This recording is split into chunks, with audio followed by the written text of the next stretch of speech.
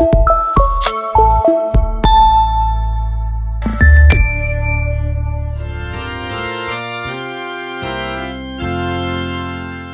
mofinaina isan'andro atolotry ny mpitandrina rakotina valina maoly.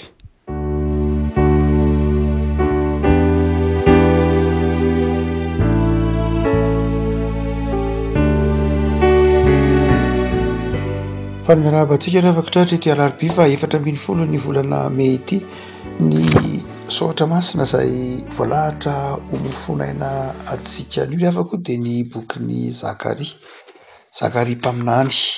Zakaria toko faefatra andiny voalohany ka hatramin'ny andininy fahafito. Zakaria toko faefatra andiny voalohany ka hatramin'ny andininy fahafito vakintsika amin'ny anaran'i Jesosy. Ary niverina ilay anjely niresaka tamiko ka namoahy toy ny olona voazina mitory. Dia hoy izy tamiko, inona no hitanao? Ary hoy izaho, hitako fa indro misy fanaovan-jiro tena volamena ary ny fitoeran-diloilony dia eo an-tampony ary ny lela fanaovan-jiro fito kosa dia eo aminy. Ary nisy fantsona fito avy amin'ny isan'ny lela fanaovan-jiro izay eo an-tampony ary misy hazo oliva roa eo anilany, ny anankiray ankavanana ny fitoeran-diloilo ary anankiray eo ankavia. Dia niteny tamin'ilay anjely resaka tamiko aho manao hoe inona moa ireo tompoko? Ary ilay anjely niresaka tamiko dia namaky nanao tamiko hoe tsy fantatrao va ireo? Fa hoy izaho tsy tompoko. Dia namaly izy ka nanao tamiko hoe izao no tenin'i Jehovah tamin'i Zerobabela, tsy amikery na ampahatanjahana fa mifanahiky io Jehovah tompony maro. Iza moa ianao ry tendrombohitra lehibe? Ho tonga tany lemaka eo androan'i Zerobabela ianao ary ho entiny mivoaka ny vato atao tendrony sady hisy fiantsoana hoe fahasoavana ny ho aminy. Ray masino, manao masinana amin'ny fahamarinana, ny teninao no fahamarinana. Amen.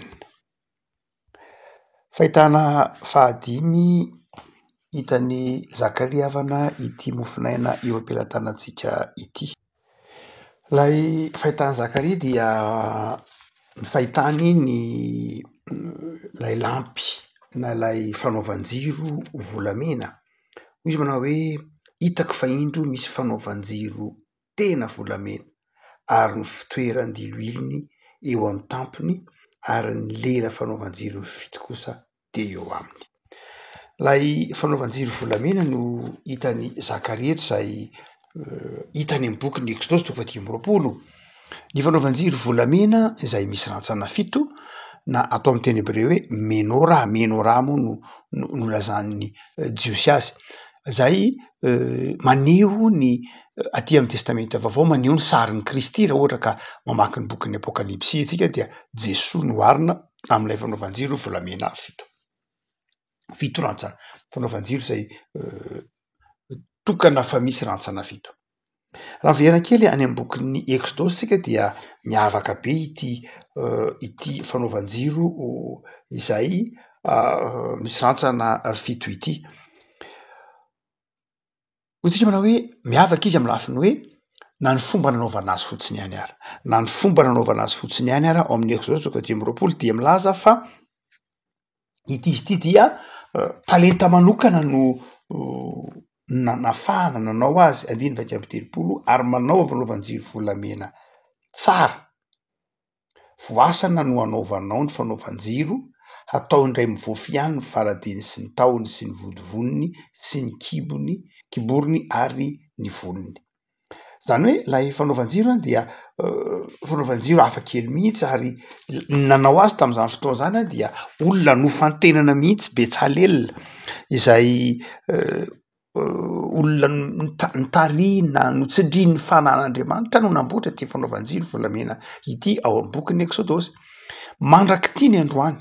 Zany hoe io dia 513 taona lasa zay no nanaovana azy fanaovan-jiro volamena io. Saingy mandrakity ny androany dia tsy nisy nahavita ny fanaovan-jiro volamena io. Ny antony de zao ny afatry ny tenin'Andriamanitra amin'ny Exode 3:10 de ny hoe kapohana ny fanaovana an'io fanaovan-jiro volamena io, kapohana zany fa tsy atsonika akory mandrakariva mantsy rehefa manefy volamena tsika de atsonika itsika izy. Fa ity fanaovan-jiro volamena ity ao amin'ny bokin'ny Exode zao tsy atsonika mihitsy, zany hoe tsy ampandalovana fanana fa kapohana. Ary tsy ilay mikapoka azy loatra ny sarotra fa ilay izy tube zany hoe misy malalaka zany ao anatin'lay tube na lay karazana fantsona manamboatra n'lay fanaovan-jiro, fantsona izy. Dia satria ny anatin'iny fantsona iny no mikorina ny menaka, lay diloilo zany dia mikorina mba hahatonga lay fanaovan-jiro irehatra. Saingy zao io fanaovan-jiro na dia fantsona ary de tsy azo nampiasana hafanana fa nokapohana ny nanaovana azy. Nokapohana nanaovana io fanaovan-jiro io satria ny tenin'Andriamanitra manao hoe tsy atsonika eo io fa kapohanao ny ampiasaina azy. Mandraky ty ny androany satria mikaroka an'izany ny fiavin'ny any Israel dia manamboatra ny fanaovan-jiro io fa tsy nahavita mihitsy hoe fanaovan-jiro volamena ka tsy nokapohana fa natsonika. De le efa misy zany moa zany Israel tsika miresaka zao, saingy zao natsonika ihany le izy satria tsy vita, sarotra be ny manamboatra zany fantsona ka nikapohana zany jiro izay tonga misy fitorantsana nikapohana fotsiny nanaovana azy. Maika moa fa ireo sarina amigdala mipetraka eo aminy. Misy sarina amigdala. Zay no milaza fa tena nitariny fanan'Andriamanitra ry Betsalel nanao an'lay menorah na lay fanaovan-jiro volamena ao amin'ny bokin'ny Exodosy toko fa 10:20 indrindra moa toko fa 7:30 zanaky Uri. No nanao lay fanaovan-jiro. Saingy nahoana raha moa zany no zay ny baikon'Andriamanitra. Ity amin'ity fahitana hitany Zakaria ity nahoana lay fanaovan-jiro volamena inona no heviny? Ny hevitra lay fanaovan-jiro de zao lay menaka ao anatin'lay fanaovan-jiro de tsy inona akory fa milaza lay Masia moa zany de Messia. Lay fanaovan-jiro volamena io zany dia tsy afa-tsy akory fa manondro an'i Kristy, pelorana an'i Kristy zany io fanaovan-jiro volamena io. Pelorana an'i Kristy, lay menaka iny zany, lay diloilo, lay Masia dia toy ny milaza an'i Jesosy. Ary lay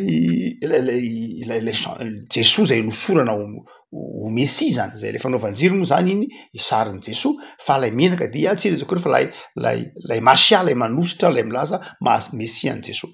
Fa lay fanaovan-jiro volamena araka ny resantsika hoe nikapohana le izy, nikapohana zany hoe tsy natsonika akory fa battu hoy ny amin'ny teny frantsay, dia iny zany milaza sarin'i Jesosy zay nokapohana, noratraina, nolatsaina sarin'lay sarin'i Jesosy zay maneho an'i Jesosy lay fanaovan-jiro volamena fito, maneho lay sarin'i Jesosy zay pelorana ny sarin'i Jesosy zay noratraina, tsy nidorana akory Jesosy fa nokapohana, nofantsihana arak'izany. Ireo sarina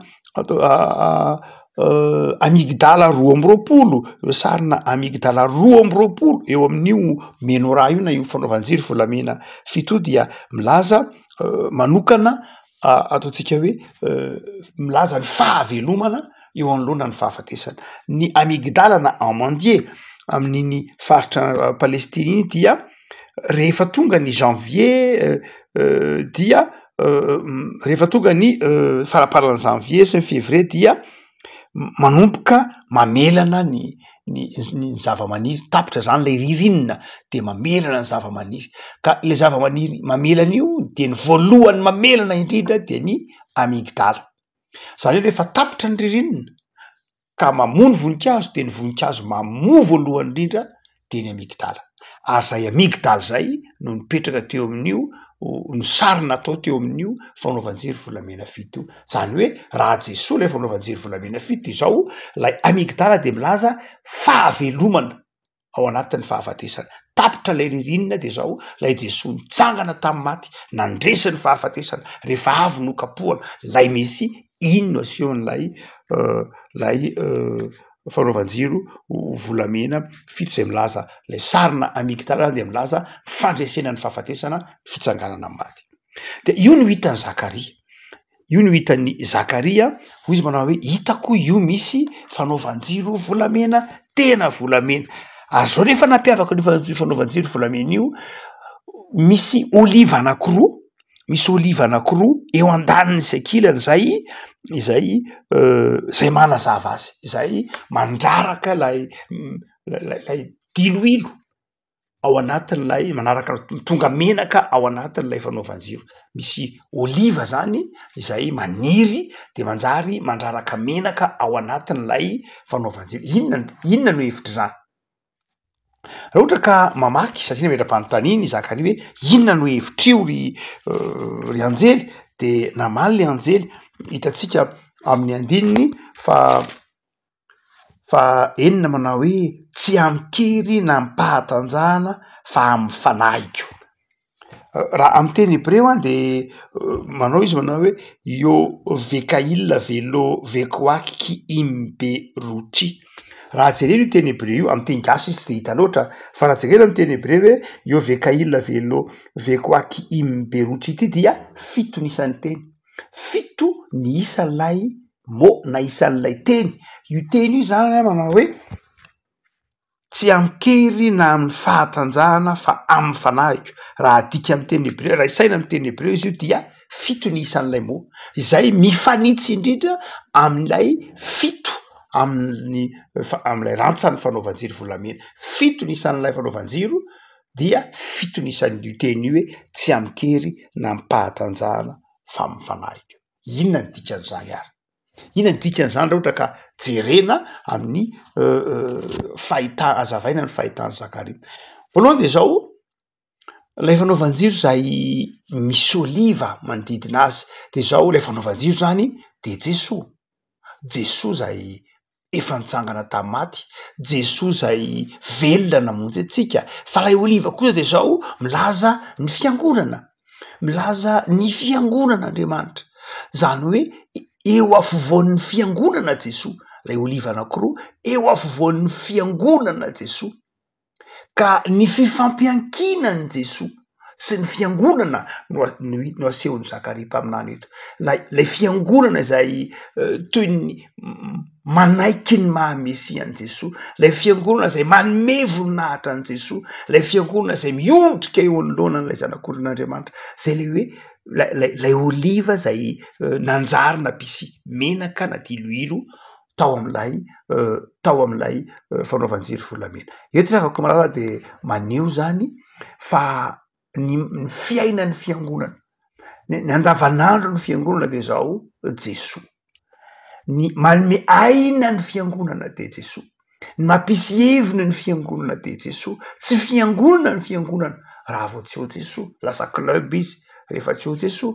Fa Jesoa ny mahafiangonana ny fiangonana. Rehavako ity movina ity zany dia mamerina antsika tao amin'ny Zakaria tsika hibanjina an' Jesoa. Tao amin'ny Jesoa tsika atsiaro ny tenin'ny Jaona manao hoe tsy mahay manao na inona tsika raha vao misaraka amb Jesoa. Tsy ny herin'ny tenantsika no ahafahantsika manatanteraka ny asa zay tiantsika tanterahana.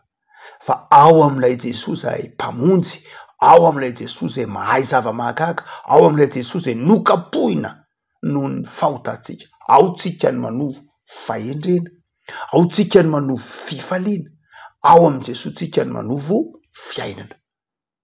Zakaria dia nametra-panontaniana hoe fa inona kay ny dikan'io? Dia ny soratra masina manazava ny azo fijalian'i Kristy, manazava antsika fa izy io. Rehavako inona no hevitry zany? Jesoa io mandrakariva. Raha ohatra ka jerena ity fotoana nisy faminaniany Zakaria ity dia any amin'ny taona 200 alohan'ny Kristy ity faminaniana ity, ary nandalo zavatsarotra mihitsy ny firenen'ny Israely am'ty andro ny Zakaria mpaminany ity. Olana tao anatiny, fifandonana, disadisa-natiny, zany ny zavatra nitranga tany Palestina tamin'ny andron'ny Zakaria ty amin'ny taona 200.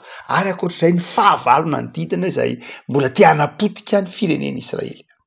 Dia zay no nahitany Zakaria ny ity fahitana fahadimy ity, zany hoe milaza hoe na inona fanonja ny zavatra manodidina anao, na inona fanonja ny mety hoerin'ny fahavalo manodidina anao de zao Jesoa eo afovoanao.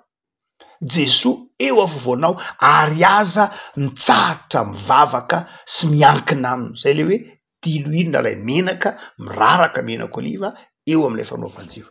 Avako malala. Mety ho zany anke fiainantsika ankehitriny. Mety ho zany. Na izany mihitsy ara moa fa tsy hoe mety.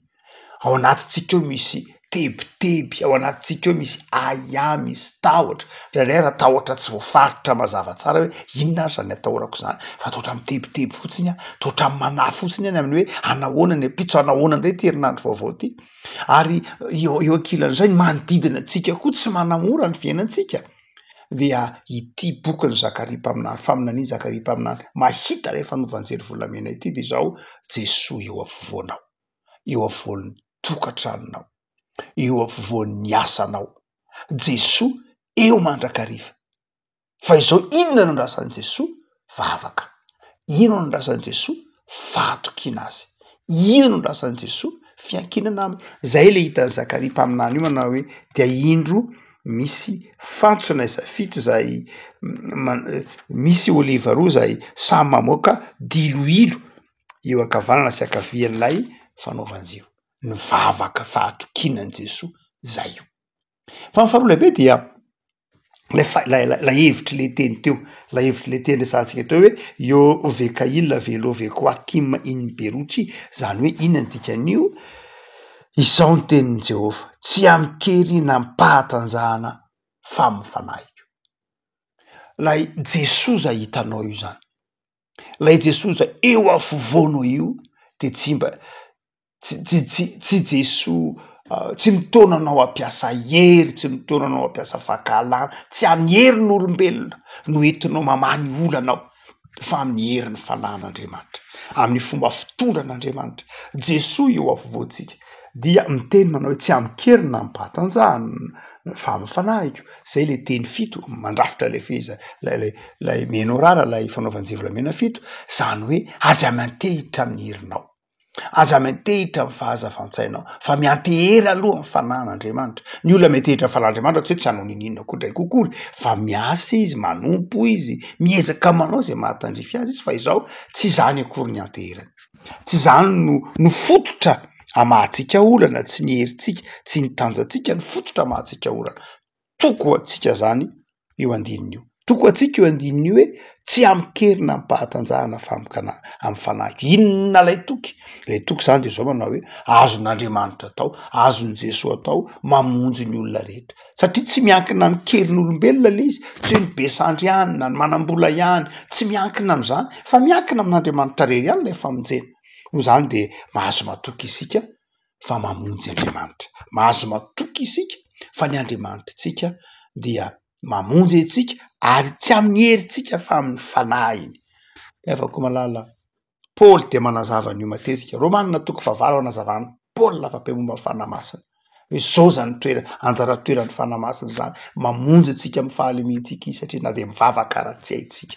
Ny fanamasina de manambara amin'ny fanahintsika fa zanak'Andriamanitra isika. Ny fanamasina de manambara amin'ny fanahintsika fa olona afaka isika. Sy ny sisa amin'ny Romanina toko fahavalo. Ary dia tsy hafa fa izay no aseho n'ity andinitsy ohatra masina ity. Io fanamasina io dia fanahin'Andriamanitra mitoetra ato anatintsika ka manazava amintsika manao hoe miasa Andriamanitra tsisy mahasakana. Rehefa hiasa izy tsisy mahasakana, tsy ny herin'olombelona no iankinan'ny fanan'Andriamanitra, fa ny fanahin'Andriamanitra no iankinan'ny herin'olombelona. Tsy miasa tsy miankina amin'ny fitoerana misy antsika na ny herintsika ny fanamasina, fa ny herintsika de miankina amin'ny herin'ny fanamasina. Noho zany lefako malala, manana fahatokinan'Andriamanitra, manana fiankinam-po amin'Andriamanitra. Zao herinandro vaovao zao de meteza manankina ny fiainanao amin'ny tompo. Ivavaksika, tompo misaoranao zay amin'ity herinandro vaovao menao anay ity. Misaorany amin'ity fahitana zay nomenao anay mofonaina am'izao fiandohan'ny herinandro zao. Fahitana zay mitorana hibanjana an' Jesoa, mitorana hibanjana lay Jesoa zay nokapohina, noratraina, lay Jesoa Mesia zanakao Andriamanitra ary mitondra fiainana sy fahavelomana ao anay. Vaovao ny herinandro tompo. de aoka harana zany fahavelomana sy fiainana zany zahay. Nitaonanay anao hipanjana an' Jesosy zahay nangiry firy ho anay ary eo afovoanay. Nitaonanay anao tsy ankina amin'ny herin'ny tenanay fa hiankina amin'ny fanahinao masina. De mivavaka azy Jesosy ampahirezo amin'ny herinandro vaovao ty, ataovy mahita fifaliana, ataovy manana tanjam-pinoana, isoro ny tahotra, isoro ny tebiteby, fa aoka ho tsapanay fa hitanao ny mahazo anay, ny tebitebinay, ny tsy fahasalamanay, ny fahorianay, ny olanay, hitanao reny rehetrareny. Ary Andriamanitra manao zava mahagaga ianao. De arotsay ty anatin'ilay Jesosy ny finoana sy ny fahatokinanao ary ataovy matanjaka ny finoanay. Taio ny ankohonanay, taio ny zanakay, taio ny havanay, indrindra taio ny fiangonanay sy ny tanindrazanay. Hibanjina anao Jesosy, zay fiainana sy fifaliana. Misaotra Jesosy. Amen.